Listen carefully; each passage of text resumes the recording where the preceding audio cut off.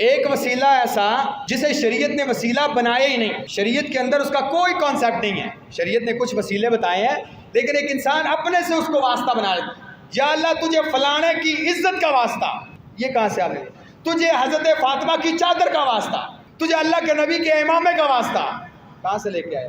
تو یہ وسیلے ایسے واسطے اللہ کے سامنے رکھنا جو شریعت نے واسطے بنائے نہیں، اسے کہتے ہیں بدعت، کیونکہ شریعت اس کے بارے میں کوئی دلیل نہیں دیتی۔ آپ ایک وقت تھا جب لوگ یہ سمجھتے تھے کہ کسی بڑے بزرگ کا واسطہ دینا یہ جائز اور اس پر بحث ہوتی تھی۔ اب لوگ دلائل سے ثابت کرتے ہیں کہ حضرت صاحب کسی اللہ کے ولی سے اس کی زندگی میں یا اس کی وفات کے بعد اس سے مانگنا، یہ بیسیکلی اللہ ہی سے مانگنا ہوتا ہے، والا وہی کام جس کا علماء اس وقت رد کرتے تھے، آج بھی اسی چیز کا رد کر رہے ہیں، اسی چیز کا خوف تھا انہیں۔ یہ آج جو وسیلے کو لے کے چلے ہیں، یہ چلتے چلتے وہاں پہنچیں گے جس سے اللہ کے نبی علیہ السلام نے منع کیا تھا۔ آپ یوٹیوب پہ کھول کے دیکھیں، دلائل کے انبار لگاتے ہیں، کہتے جی غیر اللہ سے مدد مانگی جا سکتی ہے، پہلے واسطے کی بات ہوتی تھی، وسیلے کی بات ہوتی تھی، اچھا اب بات کرتے ہیں کہ جو ان سے مانگی جا سکتی ہے، کوئی حرج نہیں ہے۔ دلیل کہتے ہیں، اللہ تعالیٰ خود فرماتے ہیں استعینوا بالصبر والصلاۃ، اللہ خود فرماتے ہیں نماز سے اور صبر سے مدد طلب کرو۔ تو اللہ تعالیٰ نے اگر یہ کہنا ہوتا تو کہتے ہیں مجھ سے مدد طلب کرو، نماز اور صبر سے کیوں کہا ہے؟ اس کا مطلب ہے غیر اللہ سے مدد طلب کرنا یہ ہے وہ عقل کے اندھے لوگ جو فہم سلف سے دور ہیں۔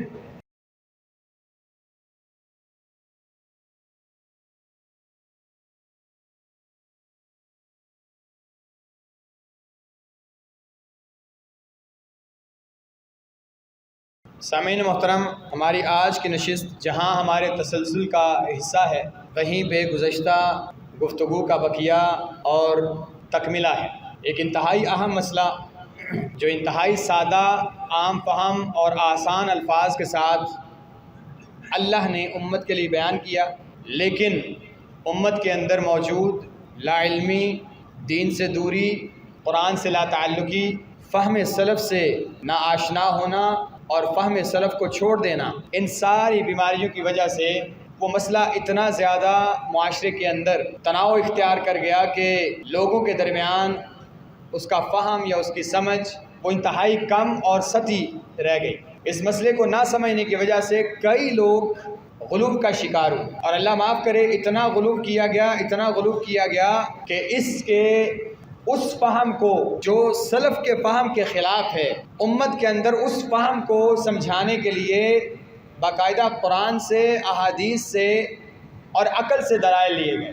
نقصان یہ ہوا کہ لوگوں کے اندر ایک سوچ اور ایک فکر بنی، لوگوں کا ایک نظریہ بنا، اور وہ نظریہ یہ تھا کہ شاید اللہ رب العزت نے کچھ اختیارات بندوں کو دیے ہوئے ہیں، اور شاید ایک انسان کے لیے ساری زندگی ریاضتیں کرنے کے باوجود اللہ تک رسائی بہت ہی مشکل کام ہے۔ اور اس فکر نے یہاں تک کے نظریات اور افکار کو جنم دیا کہ نعوذ باللہ من ذالک، ہم بعض دفعہ اگر معاشرے کے اندر نظر دوڑائیں تو لوگوں کے اعتقادات، ان کے کاموں، ان کے اعمال سے اس بات کا بھی اندازہ ہوتا ہے کہ انسانوں کے جتنے بھی کام ہیں ان کو کروانے کے لیے اللہ رب العزت نے ان کے حل کے لیے اپنے نائب اور اپنے وزیر اور اپنے مشیر اور اپنے نیک بندوں کو دنیا میں مبعوث کیا ہے، اور مبعوث کرنے کے بعد وہ چاہے دنیا سے چلے بھی جائیں، ان کے پاس اتنے اختیارات ہیں کہ وہ آگے لنک میں رہیں اور عامت الناس انہی کے ساتھ رہے۔ اللہ تک رسائی چند لوگوں کی تھی، وہ ہو چکی۔ اب آپ لوگ اگر اللہ کے قریب جانا چاہتے ہیں تو آپ کے پاس صرف یہی ایک واسطہ ہے کہ آپ ان لوگوں کے لڑ لگ جائیں، ان کے ہاتھ پر بیعت کر لیں، ان کے پیچھے چل لیں اور انہی کی مدح سرائی میں لگے رہیں، تو اللہ رب العزت آپ سے راضی ہو جائے گا، کیونکہ آپ ان سے راضی ہیں یا ان کا پلہ تھامے ہوئے ہیں جن سے اللہ راضی ہے۔ یہ ایک فکر ہے ہمارے معاشرے میں۔ آپ میری باتوں سے ایگری بھی کر سکتے ہیں، اختلاف بھی کر سکتے ہیں، لیکن میں اسی معاشرے کا حصہ ہوں۔ آپ میری کچھ باتوں سے اختلاف تو کر سکتے ہیں، لیکن آپ مجبور ہوں گے کہ میری کئی باتوں سے آپ کو اتفاق کرنا پڑے گا۔ لیکن میں پہلے بھی کہہ چکا ہوں، معاشرے کے اندر جتنا زور اس بات پہ لگایا گیا کہ فلاں، پہلے ثابت کیا گیا، دیکھیں پہلے ثابت کیا گیا کہ فلاں کا اللہ کے ہاں مقام کیا ہے، ثابت ہو گیا۔ اچھا جی، اب کیا چاہتے ہیں؟ اب یہ نہیں کہا گیا آپ اس جیسا بنیں کیونکہ اس نے یہ مقام حاصل کیا اس طریقے پر چل کے۔ آپ اگر قرآن کا مطالعہ کریں تو آپ کو قرآن میں کہیں پہ بھی یہ بات نہیں ملے گی کہ فلاں لوگ میرے بندے ہیں لہٰذا تم ان کے لڑ لگ جاؤ، نہیں، کہا گیا جس طرح یہ میرے بندے بنے ہیں نا، تم بھی اسی طرح کے کام کرو تاکہ تم بھی میرے بندے بن جاؤ۔ اللہ نے ولایت کا رستہ بتایا، اور ولایت کے لیے یہ بات ثابت نہیں کی کہ مخصوص لوگ میرے ولی ہوں گے، تم ولیوں کے آگے ولی بننا، نہ، کہا گیا فلاں بندے یہ کام کرتے ہیں، یہ کام کرتے ہیں، وہ میرے بندے ہیں، ان کے ساتھ میں ایسا سلوک کرتا ہوں۔ یہ بتانے کا مقصد کیا ہے کہ ان بندوں کو ڈھونڈو؟ نہ نہ نہ، مسئلہ یہ ہے کہ تم بھی وہ کام کرو تاکہ تمہارے ساتھ بھی میں وہ کام کروں جو ان کے ساتھ کرتا ہوں۔ ان کو جنت دی؟ ہاں دی۔ ان کو مقام دیا؟ دیا۔ وہ ہاتھ اٹھاتے تھے تو میں قبول کرتا تھا؟ کرتا تھا۔ ان کو میں نے جہنم سے آزادی دی؟ دی۔ وہ راشدین تھے؟ دیے تھے۔ مہدیین تھے؟ تھے۔ وہ ہدایت پر تھے؟ ہاں تھے۔ قیامت کے دن ان کے اوپر کوئی خوف نہیں ہوگا؟ نہیں ہوگا۔ غم نہیں ہوگا۔ ہاں، اللہ ہمارے لیے کیا ہے؟ جو انہوں نے کیا تم بھی کرو تاکہ تم بھی اللہ کے ولی بنو۔ ہمارے معاشرے میں پہلا ناسور اور زہر ہماری رگوں کے اندر، ہماری جنریشن اور نئی نسل کے اندر یہ بھرا گیا کہ ولایت یا اللہ کا قرب ایک خاص خاندان کے اندر ہوتا ہے، اور وہ ہے سید۔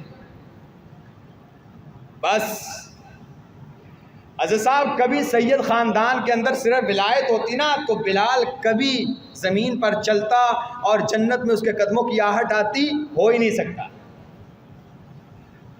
اگر ولایت کا تعلق نسب ناموں کے ساتھ ہوتا تو حضرت ابوبکر اور عمر بلال کو کبھی سیدنا نہ کہتے۔ بلال کو یہ نہیں کہتے تھے غلام ہے، کہتے تھے سیدنا بلال، ہمارا سردار بلال۔ وجہ اللہ کے نبی علیہ السلام نے ارشاد فرمایا من بطأ به عملہ لم یسرع به نسب۔ میرے ہاں شکلیں نہیں دیکھی جاتی، نسب نامے نہیں دیکھے جاتے، میرے ہاں نمازیں، روزے، زکاتیں، حج نہیں دیکھے جاتے، میرے ہاں دلوں کو دیکھا جاتا ہے، کس کا دل ایمان سے اور میرے تقوی سے لبریز ہے، رنگ کا کالی کیوں نہ ہو، میرے ہاں وہ کئی سرداروں سے اعلیٰ۔ تو یہ کرائیٹیریا ہے، اسے اپنے ذہن میں بٹھا لیں۔ میرا خاندان اگر کسی ایسے قبیلے کے ساتھ میرا تعلق ہے جو قبیلہ معاشرے کے اندر حقارت کی نگاہ سے دیکھا جاتا ہے، تو یقین مانیں کتنے ایسے لوگ ہیں، اللہ کے نبی علیہ السلام نے ارشاد فرمایا دروازہ بجائے تو دروازہ کوئی نہ کھولے، مسدود الباب، دروازہ بجائے نا پوچھے کون ہے، فلاں ہوں، جانے دو یار، چھوڑو، اس کے لیے اتنی زحمت کریں کہ یہاں سے جا کے اٹھ کے دروازہ کھول کے اس کی بات سنیں، مسدود الباب، لوگ اس کو وقت نہیں دیتے۔ لیکن اللہ کے اوپر اگر قسم کھائیں، اللہ کی قسم یہ کام ہوگا، اللہ اس کی قسم کو پورا کر دیتے ہیں۔ وجہ فیصلے یہاں سے ہوتے ہیں، شکلوں سے نہیں ہوتے، نسب ناموں سے نہیں ہوتے۔ یہ بات عقیدے کی ہے، پلے باندھ لیں میرے بھائی، پلے باندھ لیں۔ جس مٹی سے آپ پیدا ہوئے ہیں اسی مٹی سے سید پیدا ہوا ہے، یاد رکھیں، سارے آدم کی اولاد ہیں۔ اللہ کے نبی علیہ السلام نے حجۃ الوداع میں فرمایا تھا کسی عربی کو کسی عجمی پر کوئی فوقیت حاصل نہیں، صرف تقویٰ کی بنیاد ہے۔ ابو لہب اگر اللہ کے نبی علیہ السلام کی بات کو نہیں مانتا، ابو جہل اگر نہیں مانتا تو جہنم کے گڑھے میں گرے گا، اللہ تعالیٰ یہ نہیں دیکھے کہ سید خاندان ہے۔ لیکن ایران کی سرزمین سے اگر سلمان چل کے اللہ کے نبی علیہ السلام کا خادم اور آپ کا صحابی بنتا ہے تو اللہ کے نبی فرماتے ہیں اگر دین سریا تارے پر ہوتا تو وہاں سے بھی لے آتا، یہ اعزاز کی بات، وہ فارسی یا عربی۔ تو یہ معیار ختم کریں، ذہن سے یہ بات ہی نکال دیں کہ نسب ناموں سے فیصلے ہوں گے، فیصلے آپ کے اعمال سے ہوں گے۔ نمبر 2، میں پہلے عرض کر چکا ہوں، آپ اپنے آپ کو اتنا بڑا گناہگار نہ سمجھیں کہ کہیں آپ اللہ رب العزت کی رحمت سے نا امید ہی ہو جائیں، نہ، لا تقنطوا من رحمت اللہ۔ یہ جو امید کی رسی ہے، اللہ کے نبی علیہ السلام نے ارشاد فرمایا تھا تم میں سے کوئی انسان گناہوں کے جتنے بھی بوجھ اس کے اوپر ہوں، مرتے دم تک اللہ کے بارے میں بد ظن نہ ہونا. یہ یاد رکھنا، یہ ان سب گناہوں سے بڑا گناہ ہوگا کہ آپ اللہ کے بارے میں بد ظن ہو جائیں. میری کوئی بخشش نہیں نا، یہ اس سے بڑا گناہ ہے. جتنے آپ نے کیے ہیں نا، حتیٰ کہ شرک آپ نے کیا نا، توبہ کریں، استغفار کریں، اللہ معاف کرے گا. لیکن آپ شرک کرنے کے بعد آپ بد ظن ہو گئے کہ نہیں جی میری تو ساری زندگی گزر گئی. اللہ کا واسطہ ہے شیطان کو یہ رستہ نہ دینا. آپ کہیں خالق ہے نا، سوچ ہے آپ کی، سوچ ہے آپ کی. حضرت عبداللہ بن مسعود رضی اللہ عنہ فرماتے ہیں ایک انسان کی سوچ وہاں نہیں پہنچ سکتی جتنا اللہ رب العزت قیامت کے دن لوگوں کو معاف کریں گے. سوچ ہے آپ کی، سوچ بھی نہیں سکتا انسان. اتنے لوگوں کو معاف کرے گا، پھر اتنے اتنے کالے کرتوتوں والوں کو معاف کرے گا. سوچ ہے آپ اتنا رحیم. لیکن ایک انسان ذہن یہ لے کے جائے کہ میرے گناہ اتنے معاف بھی نہیں ہوتے، میں اس کو بلاؤں تو کیسے شرم آتی ہے. شرم ہی تو چاہیے بھائی، یہی تو اساس ہے. الندم هو التوبہ، شرمندگی تو ہونی چاہیے بیسیکلی. تو یہ آپ کا اساس ہے. تیسری بات، ذہن سے یہ بات نکال دیں کہ وہ وسیلے کے بغیر یا کسی کے واسطے کے بغیر نہیں سنتا. جب یہ تینوں چیزیں آپ کے اندر آئیں گی، مجھے نہیں لگتا کہ آپ کو کسی واسطے کی ضرورت ہے. ہاں جلدی قبول کروانی ہے تو اس کے الگ معاملات ہیں. میں نے پہلے بھی بتایا، اذان اور اقامت کے درمیان بیٹھیں، جمعے والے دن عصر سے مغرب کے درمیان بیٹھیں، رات کے آخری پہر بیٹھیں تو قبولیت ہے. اور پھر بھی قبولیت نہیں ہو رہی تو آپ اللہ کے بارے میں حسن ظن رکھیں. آپ نے جو مانگا ہے اللہ اس سے بہتر دینے کے لیے آپ کو انتظار کروا رہا ہے. آپ بہتر مانگ رہے ہیں، اللہ آپ کو بہترین دینا چاہتا ہے. آپ کہتے ہیں یا اللہ گاڑی دے دے، اللہ آپ کو جنت دینا چاہتا ہے. کتنا عرصہ گاڑی رکھیں گے؟ سال، 2 سال، 10 سال، 50 سال؟ بس پھر وارثوں کے حوالے. اللہ آپ کو جنت دینا چاہتا ہے، کبھی ختم نہیں ہو. آپ کہتے ہیں یا اللہ گاڑی دے دے، اللہ جانتے ہیں کہ اس کے حق میں گاڑی بہتر نہیں. گاڑی لے گا، ایکسیڈنٹ ہوگا، مر جائے گا، بچوں کا کیا بنے گا. اللہ کہتے ہیں نا گاڑی نہیں دی. مانگتا رہ، تیرے اس مانگنے کی وجہ سے تجھے میں نے بڑی آفات سے بچایا ہوا ہے، تیرے بچوں کا سایہ سلامت رکھا ہوا ہے. مانگتا رہ، لیکن تجھے دینی نہیں، تیرے حق میں بہتر نہیں. کیوں؟ آپ نہیں جانتے، وہ جانتا ہے. اور پھر بھی کسی کے ساتھ وہ اتنی محبت کر سکتا ہے کہ اس سے مانگیں وہ نہ دے. تو آپ یقین رکھیں اللہ تعالیٰ آپ کو قیامت کے دن وہ کچھ دینا چاہتا ہے جس کے لیے ہر بندہ ترس رہا ہوگا. آپ کہتے ہیں یا اللہ دنیا میں بڑا کچھ مانگا، قسمہ پرسی کی زندگی گزاری، بیماریاں بھی رہیں، مانگتا رہا کچھ نہیں ملا. اللہ کہیں گے ادھر آ جا، جو مانگتا رہا یہ دیکھ پہاڑ نیکیوں کے، تیرے عمل اتنے نہیں ہونے تھے کہ تو نیکیوں کے پہاڑ لے کے آئے اور جنت میں چلا جائے. یہ دیکھ پہاڑ نیکیوں کے تیرے لیے رکھے. مجھے پتا تھا میرا بندہ کمزور ہے، مانگتا مجھے سے ہے، یقین تھا کہ میں دوں گا. دیکھ تو نے بہتر مانگا، میں نے تجھے بہترین دیا. یہ بھی دیکھ کتنے لوگ ہیں کروڑوں ایک نیکی کے لیے بھاگ رہے ہیں، میں نے تیرے لیے پہاڑوں کے پہاڑ جمع کر رکھے ہیں، لے اور جنت میں چلا جائے. یہ آپ کی سوچ ہے. تو اللہ کے بارے میں بدگمان نہ ہو. رہا مسئلہ کہ کیا جو امت کے اندر یا معاشرے کے اندر ایک وسیلے کا کانسیپٹ ہم نے بنایا، واسطہ دینا کسی چیز کا، وہ جائز ہے. شریعت کے اندر وسیلہ دو طرح کا ہوتا ہے، ایک جائز، ایک ناجائز. اچھا پہلے ناجائز سے بات کرتے ہیں. ناجائز وسیلہ، اس کی 2 اقسام. ایک وسیلہ ایسا جسے شریعت نے وسیلہ بنایا ہی نہیں، شریعت کے اندر اس کا کوئی کانسیپٹ نہیں ہے. شریعت نے کچھ وسیلے بتائے ہیں لیکن ایک انسان اپنے سے اس کو واسطہ بنا لیتا. یا اللہ تجھے فلانے کی عزت کا واسطہ، یہ کہاں سے آ گئی؟ تجھے حضرت فاطمہ کی چادر کا واسطہ، کہاں سے آیا؟ تجھے اللہ کے نبی کے امامے کا واسطہ، کہاں سے لے کے آیا؟ تو یہ وسیلے ایسے واسطے اللہ کے سامنے رکھنا جو شریعت نے واسطے بنائے نہیں، اسے کہتے ہیں بدعت، کیونکہ شریعت اس کے بارے میں کوئی دلیل نہیں دیتی آپ۔ اچھا، لیکن اگر آپ اسی واسطے کو اللہ کی طرف سے کچھ عطا سمجھ کے اسی سے مانگنا شروع ہو جائیں تو یہ شرک ہو جائے گا۔ یہ جو ہمارے معاشرے میں نا آپ جی شرک کرتے ہیں، نہیں ایسا شرک نہیں ہوتا۔ اچھا، اب ہوتا کیا ہے، آپ یوٹیوب ہی آپ سب کے پاس ہے، یوٹیوب پہ کھول کے دیکھیں۔ ایک وقت تھا، شریعت کا ایک اصول ہے سد ذریعہ، ہر وہ چیز جو فتنے کا باعث بنتی ہے، آگے فساد کا باعث بنتی ہے، شریعت نے وہاں جانے والے ہر دروازے کو بند کر دیا۔ مثلا نگاہ، غیر محرم کو دیکھنا زنا کا سبب بنتی ہے، شریعت نے نگاہ کو بند کر دیا، کسی عورت کو دیکھنا دروازے ہی بند کر دیا، نہ دیکھے نہ آگے جائیں۔ اسے کہتا ہے سد ذریعہ، کسی رستے کو بند کر دینا۔ ایک وقت تھا جب لوگ یہ سمجھتے تھے کہ کسی بڑے بزرگ کا واسطہ دینا یہ جائز ہے، اور اس پر بحث ہوتی تھی۔ اب لوگ دلائل سے ثابت کرتے ہیں کہ حضرت صاحب کسی اللہ کے ولی سے اس کی زندگی میں یا اس کی وفات کے بعد اس سے مانگنا، یہ بیسیکلی اللہ ہی سے مانگنا ہوتا ہے۔ وہ نا وہی کام جس کا علماء اس وقت رد کرتے تھے، آج بھی اسی چیز کا رد کر رہے ہیں، اسی چیز کا خوف تھا انہیں۔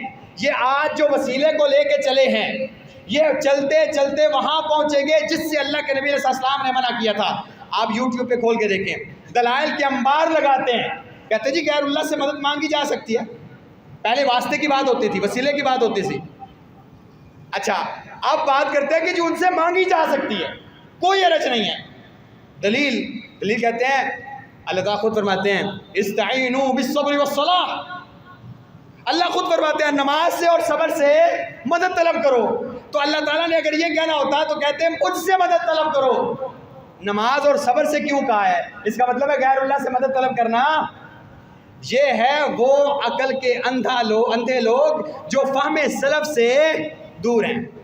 آپ نے آج تک یہ قرآن، یہ حکم کس پہ نازل ہوا؟ اللہ کے نبی پر، صحابہ پر، کیا نماز سے اور صبر سے مدد طلب کرو۔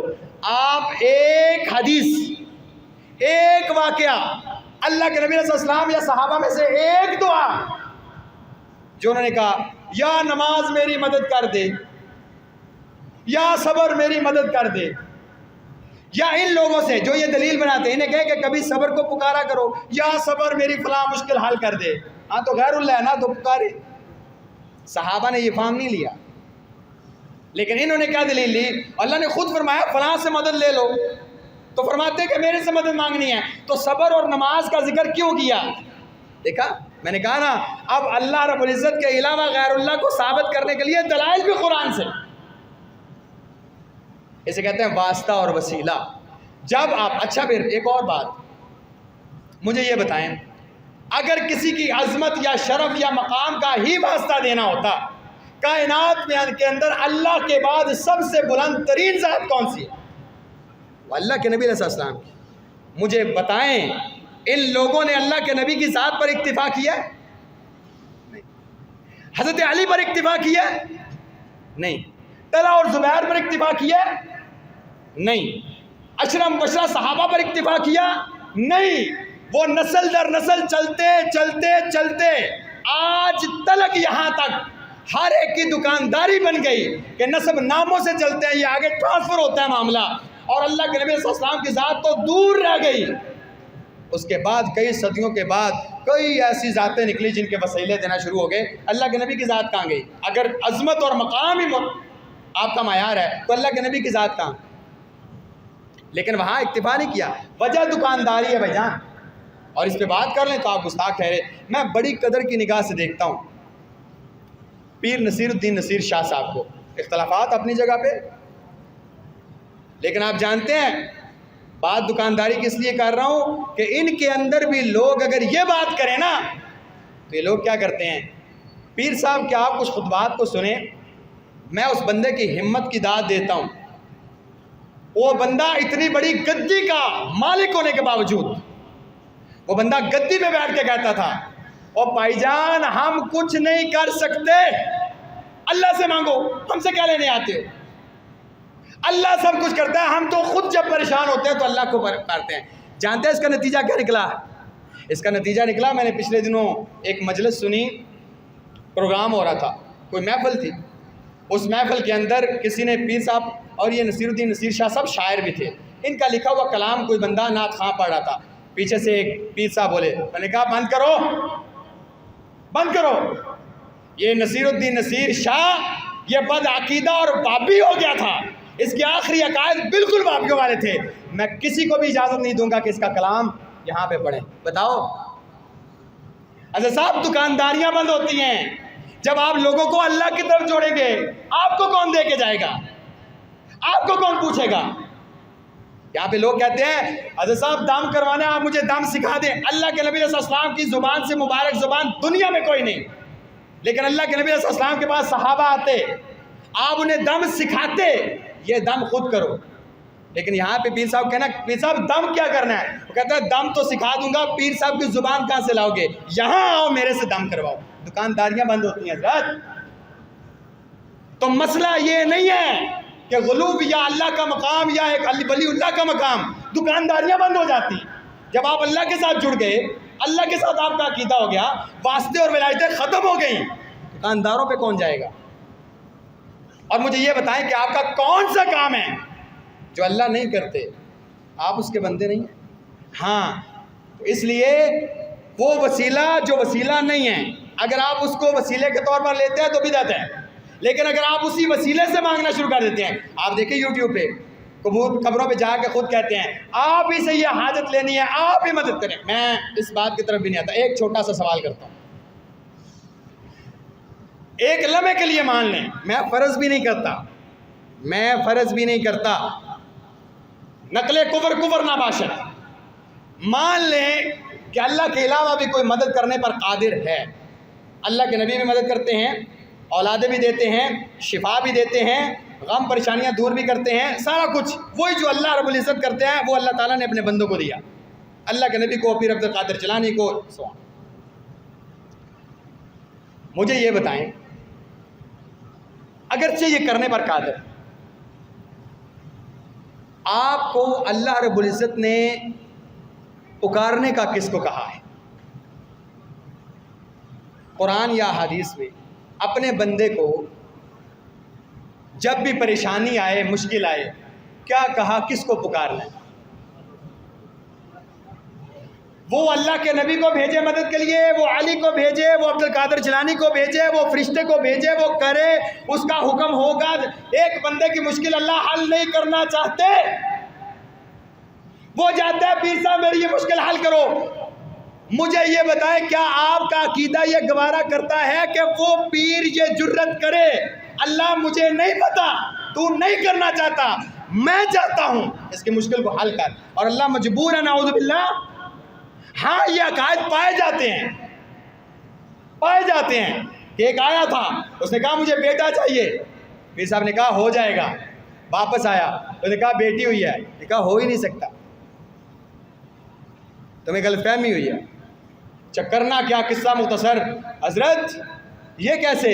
کہا وہ میں نے دیکھا لوح محفوظ میں لکھا تھا اس کے قسمت میں بیٹا نہیں تھا، میں نے پھر لوح محفوظ سے تبدیل کر کے، لا حول ولا قوت الا باللہ، اس کے بعد تجھے بندہ مشرک نہ کہے، مرتد نہ کہے، اور پھر ہم غصہ بھی نہ کریں، اور تو ہمیں منکر کہتا رہے، ہمارا ایمان گوارا نہیں کرتا بھائی کہ لوح محفوظ تک تیری بساط ہو، اپنے پیر کی ولایت کو ثابت کرنے تک تو یہاں تک کہہ دے۔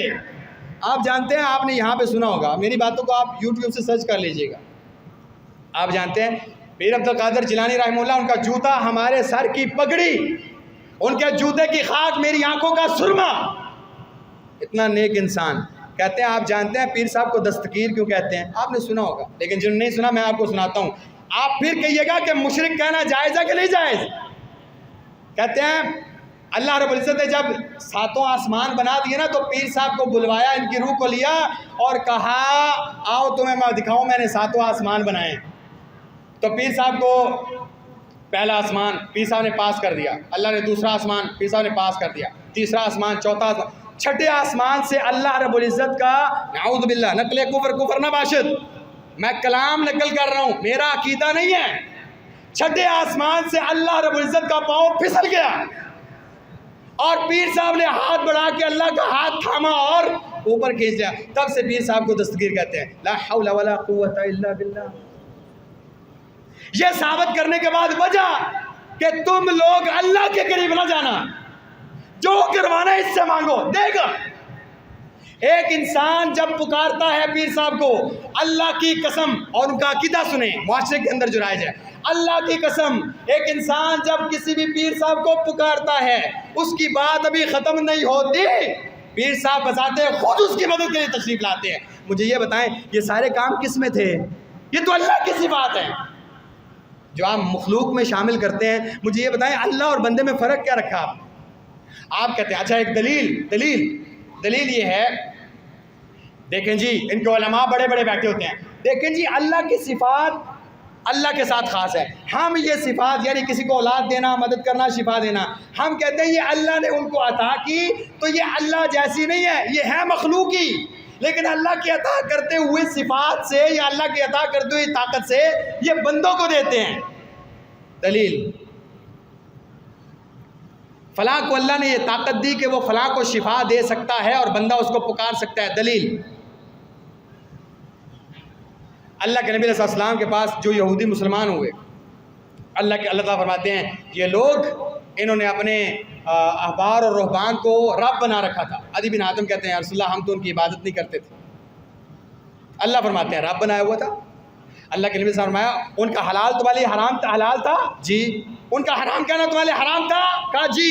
کہا یہ جو اتھارٹی ہے تم نے ان کو کیوں دی؟ یا اللہ ہم مخلوق سمجھتے تھے، مخلوق سمجھ کے اللہ کی وہ اتھارٹی مخلوق سمجھ کے مخلوق کو دی۔ اللہ کیا فرمایا؟ اللہ کے نبی نے کیا فرمایا؟ دل کا عبادت، یہی عبادت۔ یہ نہیں کہا یا اللہ ہم ان کو رب سمجھتے تھے، نہ، مخلوق سمجھ کے اللہ کی اس اتھارٹی کو مخلوق کے اندر ثابت کرنا، جو اللہ نے ان کو اتھارٹی نہیں دی، یہ ان کی عبادت ہے، شرک ہے۔ لیکن ہمارے معاشرے میں کہتے ہیں نہیں نہیں نہیں نہیں نہیں، جس طرح اللہ اولاد دیتا ہے اس طرح کوئی نہیں دیتا، لیکن یہ اللہ کی عطا کردہ سے کرتے ہیں۔ اللہ فرماتے ہیں یَهَبُ لِمَن يَشَاءُ إِنَاثًا وَيَهَبُ لِمَن يَشَاءُ الذُّكُورَ أَوْ يُزَوِّجُهُمْ ذُكْرَانًا وَإِنَاثًا وَيَجْعَلُ مَن يَشَاءُ عَقِيمًا، میں جسے چاہوں تو دیتا ہوں۔ تم کہتے ہو لوح محفوظ بدل سکتے ہیں، روحیں چھین لیتے ہیں، لڑکیوں کو لڑکے بنا دیتے ہیں، پھر اس کے دربار پہ جا کے انہی کا واسطہ دیتے ہو، اور معاشرے میں جو اس کو شرک کہے اسے تم دنیا کا سب سے بڑا گستاخ گردانتے ہو۔ تمہاری عقل کا ماتم ہونے والا ہے۔ وَمَنْ أَحْسَنُ قَوْلًا مِّمَّنْ دَعَا إِلَى اللَّهِ وَعَمِلَ صَالِحًا، ہم تمہیں اللہ کے ساتھ جوڑتے ہیں، وہ اللہ سے مانگو بھائی۔ اللہ کہتا ہے مجھ سے مانگ، میں نے بیماری دی۔ أَمَّن يُجِيبُ الْمُضْطَرَّ إِذَا دَعَاهُ وَيَكْشِفُ السُّوءَ، کون ہے؟ ایک بندہ کھڑا کر کے دکھا، میں کسی کو پریشان کروں، میں کسی کو بیماری دوں، میں کسی کو باندھ رکھنا چاہوں، کائنات ساری اکٹھی ہو کے اسے ایک بیٹا دے کے دکھائے، میں دیکھوں کون دے سکتا ہے۔ أَمَّن يُجِيبُ الْمُضْطَرَّ إِذَا دَعَاهُ، میں اسے پریشان کرنا چاہتا ہوں، کون ہے جو مجھے چیلنج کر کے اسے خوشی دے سکے؟ کر کے دکھاؤ۔ اللہ کے نبی صلی اللہ علیہ وسلم نے حضرت عبداللہ سے کہا تھا عبداللہ کائنات ساری جمع ہو جائے، جن انسان آدم سے لے کے آخری بندے تک، فرشتے کائنات ساری، اللہ نے تیرے بارے میں نقصان لکھا ہے، تیرا رتی برابر فائدہ نہیں کر سکتا، جرت ہی نہیں کسی کی۔ تم کہتے ہو لوح محفوظ بدل دیتے ہیں، کمال کرتے ہو۔ ہاں ایک وسیلے کی قسم ہے جو جائز ہے، جلدی جلدی بتاتا ہوں، اس کو اپنائیے گا۔ اللہ کے نبی علیہ السلام نے بھی اس میں عمل کیا، صحابہ نے بھی کیا۔ اللہ کی قسم مزہ نہ آیا، میرا گریبان آ کے پکڑنا، کہنا پہلے قبول ہوتی تھی، جب سے تو نے بتایا ہے میری دعائیں رد ہونا شروع ہو گئی۔ پہلا وسیلہ جو قرآن سے ثابت ہے، اللہ کے ناموں کا وسیلہ۔ وہ اللہ کے بندے کبھی ہاتھ اٹھا کے کہے اللہ میں نے سنا ہے، میں نے قرآن میں پڑھا ہے، تو رزاق ہے، میرے گھر میں فاقے ہیں، تو سب کو دینے والا ہے، میں تیرا بندہ نہیں، تجھے تیرے رزاق ہونے کا واسطہ ہے، دے روزی مجھے، اس کے نام کا واسطہ ڈالیں اسے۔ بیماریوں نے مجھے چور کر دی ہے، تو شافی ہے، سب کو شفائیں تو دیتا ہے، دے مجھے شفا، تجھے شفا دینے والا اللہ، تو خود شافی ہے، تجھے شافی ہونے کا واسطہ ہے، دے اسے اس کے ناموں کا واسطہ۔ اللہ کے نبی علیہ السلام فرماتے ہیں جو انسان یہ دعا پڑھتا ہے اور اسے کوئی بھی پریشانی ہو، اللہ اس پریشانی کو خوشی میں بدل دیتا ہے. اللہم انی اسألک بکل اسم هو لک سمیت بہ نفسک او علمتہ احدا فی خلقک او انزلتہ فی کتابک او استأثرتہ فی علم الغیب عندک. سبحان اللہ. اللہ کے نبی علیہ السلام دعا کر رہے ہیں. واسطہ کس کا دے رہے ہیں؟ اللہ کو اللہ کا واسطہ دے رہے ہیں. اللہ ہر وہ نام جو تو نے اپنی ذات کے لیے پسند کیا ہے میں تجھے ہر اس نام کا واسطہ دیتا ہوں. اللہ ہر وہ نام جو تو نے قرآن میں نازل کیا ہے ہر اس نام کا واسطہ تجھے. اللہ ہر وہ نام جو تو نے اپنے انبیاء میں سے کسی نبی کو سکھایا اللہ ہر اس نام کا واسطہ تجھے.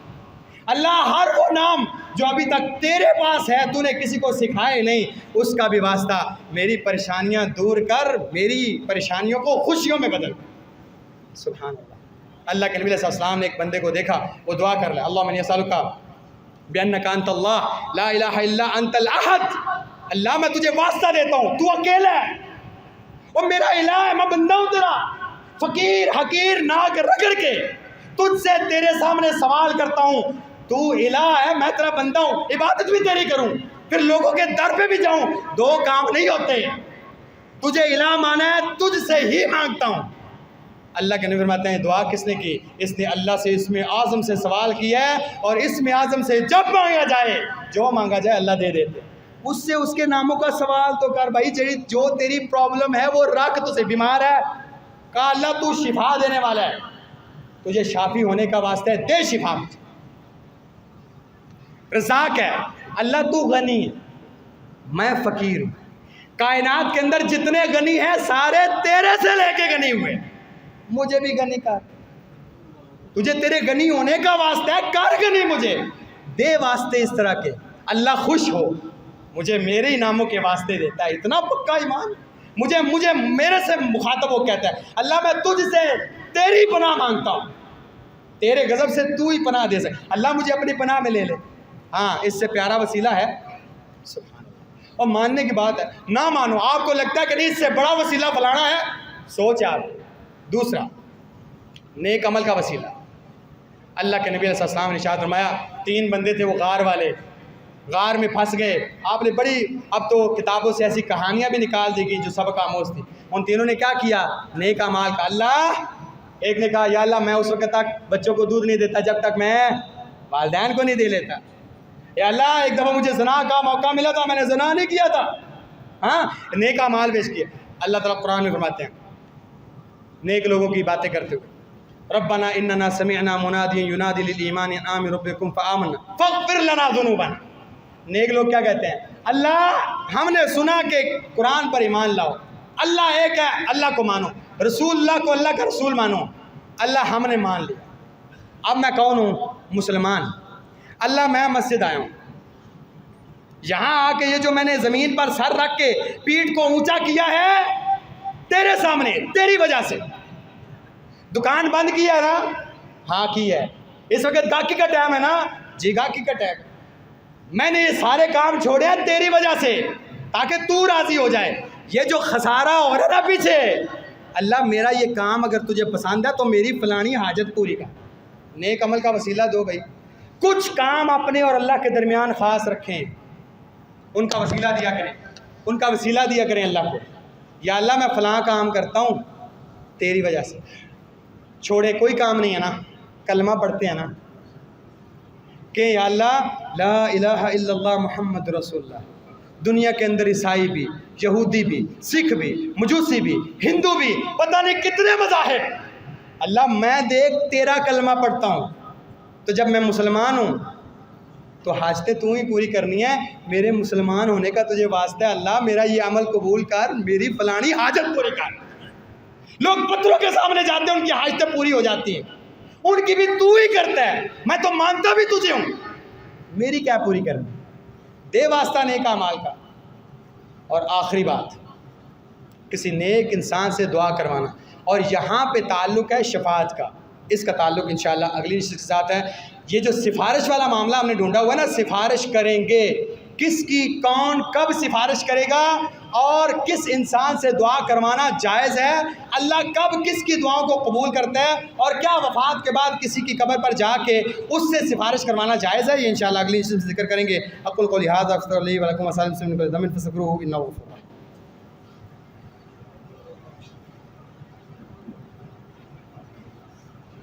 ان الحمد للہ نحمده ونستعینه ونستغفره ونؤمن به ونتوکل علیہ، اما بعد فاعوذ باللہ من الشیطان الرجیم، بسم اللہ الرحمن الرحیم۔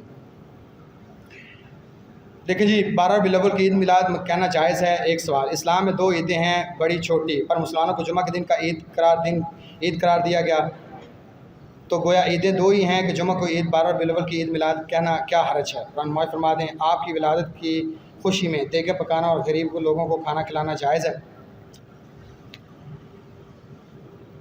انہی سارے معاملات کی وجہ سے آج انشاءاللہ الرحمن ہم نے درس قرآن رکھا ہے۔ محدث، محقق، مفسر اس دور حاضر میں فن الرجال اور اسماء الرجال اور حدیث کا ماہر انسان علامہ غلام مصطفیٰ ظہیر صاحب امن پوری، میں آپ سے التماس کرتا ہوں، منت کرتا ہوں، آپ میں سے کوئی بندہ مغرب کی نماز مسجد توحید خان کے علاوہ کہیں نہ پڑھے۔ 35 سے 40 منٹ ہے، اس کے بعد ہم نے سوال و جواب کی نشست بھی رکھی ہے، سارے سوال و جواب۔